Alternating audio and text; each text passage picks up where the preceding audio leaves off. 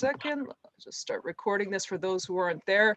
So we're going to start today our teleconference with Mike Welsch, and of course Mike Welsch from the Daily Racing Forum. He really needs no introduction.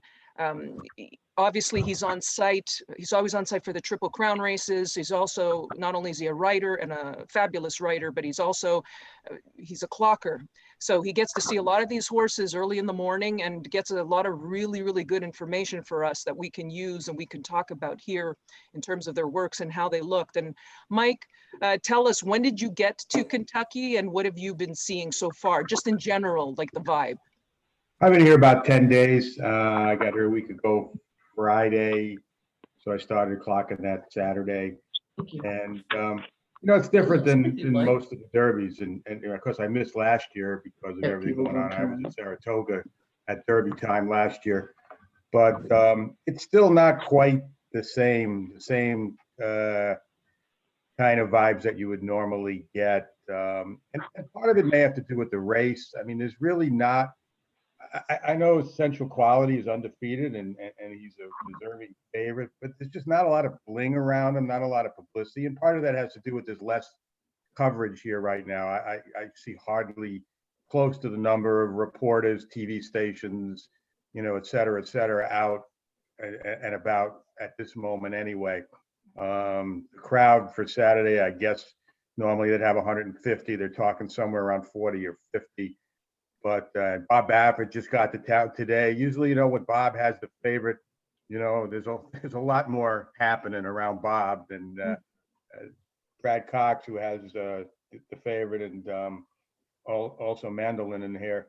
A little more low key, not quite the same kind of guy as far as the media is concerned. So that has something to do with it too. So kind of waiting for it to build up. After they draw the race tomorrow, and as we get a little closer, I think things will get a little bit more perked up, but still right now, kind of quiet time. So Mike, when does everybody have to be at Churchill Downs, and have you put eyes on most of the horses that are going to be in the Derby, or there's still several key horses that you haven't seen yet? Well, there's 3 that are coming in tomorrow afternoon, and I wouldn't call them key horses. They're all long shots. Brooklyn Strong, who had his final work today actually at Parks, he's doing tomorrow. Like the King and Hidden Stash, both long shots. Like the King for Wesley Ward, who did win the Jeff Ruby, I think it is, at Turfway Park. That's how he got eligible to get in. They've been up at Keeneland. They're going to gallop at Keeneland tomorrow. And then Vanover, they have to be here by 11, so they'll probably gallop early, Vanover. And we'll see them on the racetrack for the first time Thursday. Hot Rod Charlie and Rock Your World just got here yesterday. So they came out on the track today, but they didn't do much. They just kind of jogged. So get a first look at them tomorrow. Medina Spirit got here a few days ago. I've seen him gallop twice. And then the rest of them I've seen pretty much on a regular basis, though, for the last 10 days. So Mike, let's start with Essential Quality. Obviously the favorite. I was reading just a little bit earlier, the Mattress Mac, his owner, not his owner, Mattress Mac, an owner, he's going to, he's going to bet $2 million. It's like a whole promotion with through the mattresses.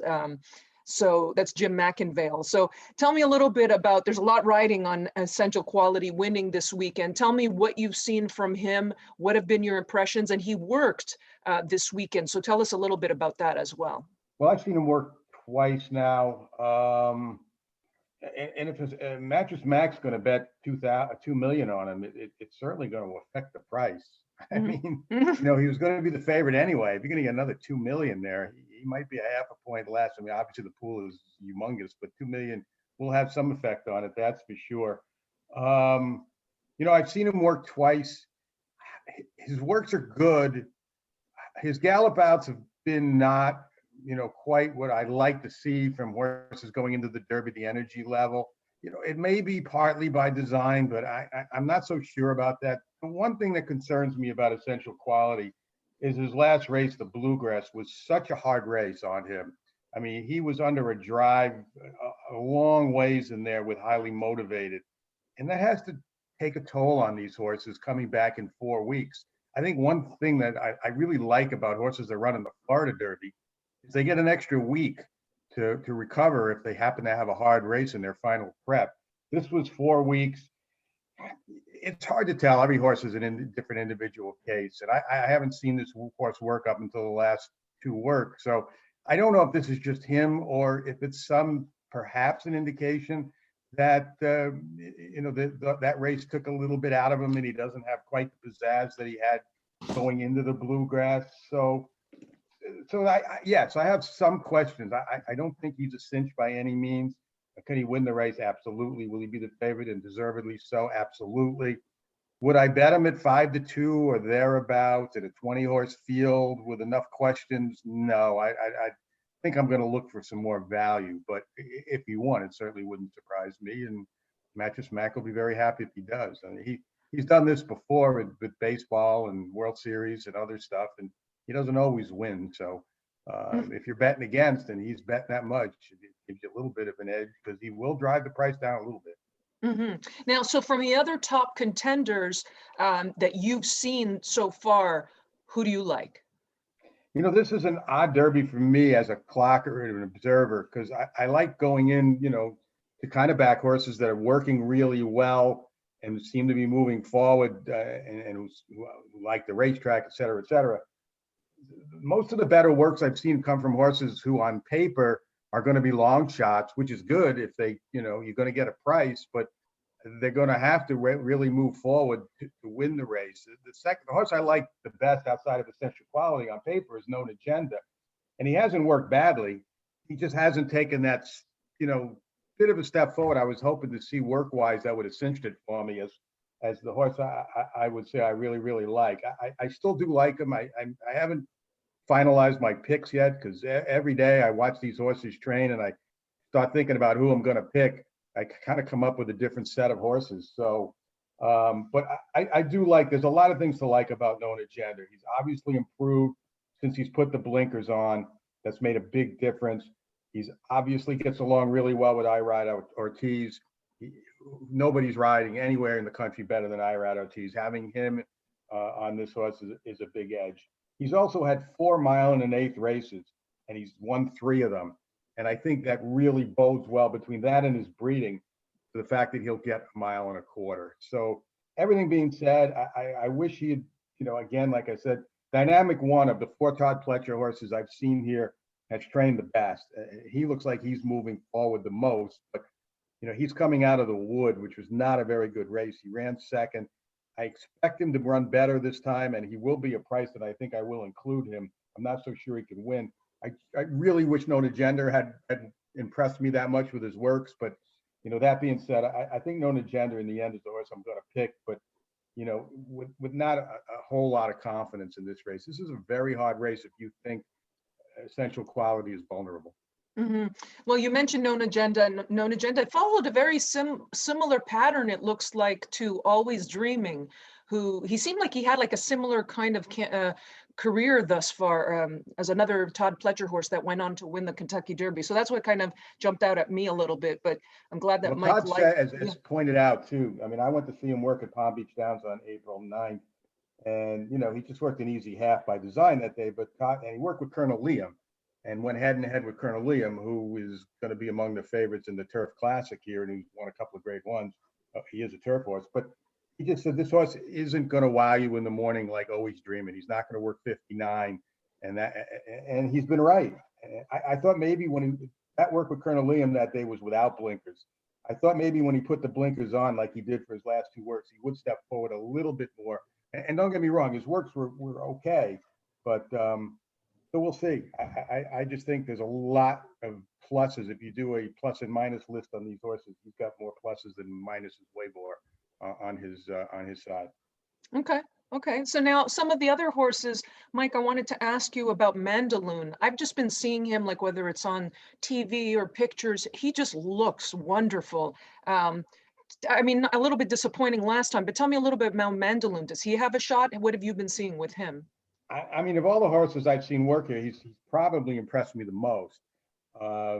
That being said, with his good works and everything, Florent Giroux has said that going into the Louisiana Derby, he worked the same, and he ran such a disappointing race. And he and Brad Cox just scratching their heads. They can't figure it out. They couldn't find anything physically wrong with him coming out of the race. They just don't know why that happened. It's really hard to back a Derby horse, especially to win, coming up that poor performance in the race before. I think in the last 10 Derbies, all 10 winners, or 9 of the 10 win, I think all 10 winners had won their previous start. That's including Maximum Security, who was disqualified. So the winner had not won its previous start off of that DQ. But so to come in, it's been a long time since a horse's prior race to the Derby has been that poor, and he's come back and win the Derby. That being said, I expect this horse to. Sorry, hold on a second, guys. We just muted accidentally. 1 second, 1 second. Unmute. Sorry, Mike. Sorry, Mike. I think I accidentally muted you. Oh, you Go did? on. Oh, okay. Sorry about that. I muted you for a second. All right. I don't know at what point we got cut off. But what I was saying was, it's been a long time since the horse has run a race that poorly in its last prep before the Derby and won the Derby. Mhm. But that being said, he's training well. He looks terrific. I think everything points for him to run a good race. Whether it's good enough to win, I'm not so sure. But I'm definitely going to use him second, third. You know, if you're playing supers, tries, I think you have to use him, because he's just made the best impression on me from a training standpoint since I've been here. Now, is there anybody else that you've seen that's really impressed you in the morning? And maybe, like you mentioned, Dynamic One, how he's been working pretty well, and you might use him in your exotics. Is there anybody else that might be flying a little bit under the radar that you think might warrant getting thrown in as well? You know, I'm not sure what to do with the California horses. I just don't follow them that close, and I haven't seen them obviously work in person. I saw Rock Your World's work on tape the other day. It was very, very good. The scratch of Cato River will help him. It'll help him have a chance to maybe get loose on the lead, which it looks like that would be his biggest edge. That's what the strategy he used to win the Santa Anita Derby and run a big number. The problem with Rock Your World is his lack of experience. 3 starts, coming into the Derby is historically been Derby taboo.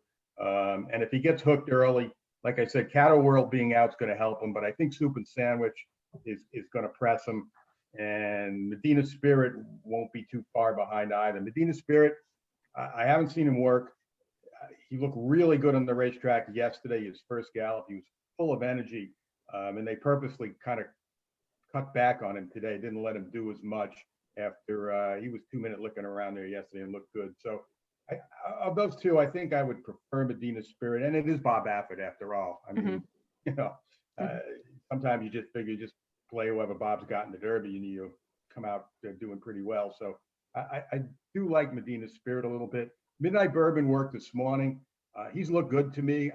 Again, I don't know if he's good enough to win, but he's certainly doing really, really well. And it wouldn't shock me if he did surprise, if he got the right trip. Again, he's another one of those horses, though, in that same category of liking to be close up, stalking the pace. And, if he gets shuffled back a little, it remains to be seen if he could pass horses. That would be his biggest bugaboo, but he's really doing well, I thought. Of the others, Obesos, I thought worked really well here. And they tell me the week before I got here, he worked even better, or just as well, I should say. Mm-hmm. I'm just not so sure he kind of classes up with these, but I certainly wouldn't leave him out. Maybe if you want to look for a price horse to fill out some gimmicks as well. But, the rest of them, a lot of them are doing well. I have the same reservations with Chad's horse, Highly Motivated, as I do with Essential Quality. That last race, was so hard on both of them. He's looked fine. His work the other day was really good to the wire. And then I thought he was okay on the gallop out, but not anything special. I just have that hidden, that inner thought. As soon as I saw that race after they crossed the line, it kind of hit me that this could have been a bad thing for them as far as the Derby prospects go. But again, every horse is different, and you just don't know how those things are going to affect them. It may affect one of those two more than it does the other, but again, that remains to be seen. But he's done well. I can't knock what I've seen of him since he's shipped over here from Keeneland and worked here the other day. Now, does anybody have a question for Mike while we have him? Because like I said, we have him for a limited time on here. So I don't know if you guys have a handicapping question for him before we let him go. And if you guys can, just put up your either unmute yourself or either put up the little hand up icon, and then I'll get to you. You know, they're drawing the post tomorrow. Yeah. Too, and that's really key to it's going to help some of these, and it's going to really hurt some of these depending on the posts and their style, and it may affect how the pace scenario plays out too. So you really can't make a pick until you see how the posts and kind of get an idea how the pace scenario may set up a little bit more than we kind of can predict at this point. Right. Well, Mike, what about the fillies? If you could just give us, like, who's your top pick? Has anybody really stood out to you in regards to the fillies? Several have. The Philly race is really good, and it's another race I still haven't kind of come up with who I'm gonna pick yet. But just going down, they drew the race today in post position order. Clariers looked good coming out of a pretty good race in the Fairground Oaks. Crazy Beautiful. I've loved the way this horse trained going into the Gulfstream Oaks. She won. She ran a good race. On paper, probably not good enough maybe to beat some of these others, but she's come out and looks even better. I like the way she's training. I really think Crazy Beautiful has a big chance in here. Travel Column's last work was as good as it could be.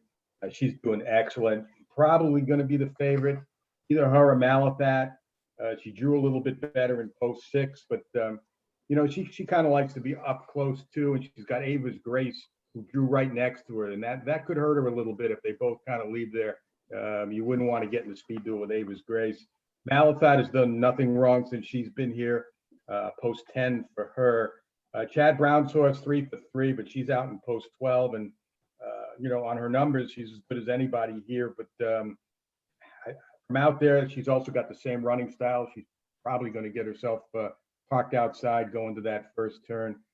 I think right now I'm leaning toward Crazy Beautiful. Hope there's enough speed in there, and that she might be able to pick up the speed. And she should be a little bit of a price coming out of the Gulfstream Oaks that, you know, wasn't the greatest race in the world. She did beat Millie Foy, and he looked good today too. She and Malathat both looked good today galloping, I thought. Okay. All right. Well, Mike, thank you so much for joining us. And as always, we really appreciate the insight that you bring and giving us some of, like, you know, the behind the scenes look at what's happening Derby week. But thank you. Good luck. And we're going to follow up on your picks to make sure we know exactly who you're picking. Okay. Well, it'll be in the racing form. We have to make our picks tomorrow night.